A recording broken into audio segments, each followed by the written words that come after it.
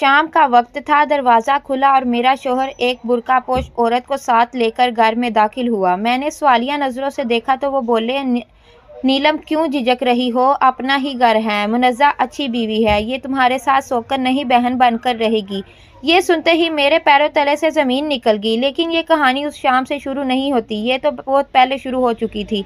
एक वक्त था जब हमारे घर में खुशहाली थी, दौलत थी, इज़्ज़त थी। मेरे शौहर सरकारी ऑफिसर थे और हम समझते थे ये बहार कभी ख़त्म नहीं होगी। फिर एक दिन रिश्वत का इल्ज़ाम लगा, नौकरी गई, इज़्ज़त गई और दौलत रेत की तरह हाथों से फिसल गई। वही घर जहाँ दावतें होती थी वहाँ फाके होने लगे।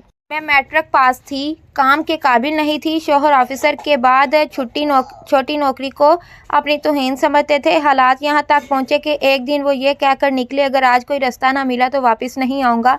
और वो रास्ता वो एक औरत थी, नीलम, खूबसूरत, खामोश, मजबूर। ये शादी मोहब्बत की नहीं थी, ये एक सौदा था, रोज़गार के बदले निकाह। लोग कहते थे कितनी साबिर औरत है, शौकन को भी बहन बना लिया। काश कोई मेरे अंदर का शोर सुन लेता। मगर फिर मैंने फैसला किया, मैं मजलूम नहीं रहूँगी, मैं खामोश नहीं रहूँगी। मैंने हुनर सीखा, सिलाई शुरू की, अपने पैरों पर खड़ी हुई और एक दिन मैंने आईने में खुद को देखा तो पहली बार मैं मुकम्मल थी। ये कहानी किसी कामिल इंजाम की नहीं, ये कहानी है एक औरत के जाग जाने की। क्योंकि जब औरत खुद को पहचान लेती है तो हालात इसके सामने झुक जाते हैं।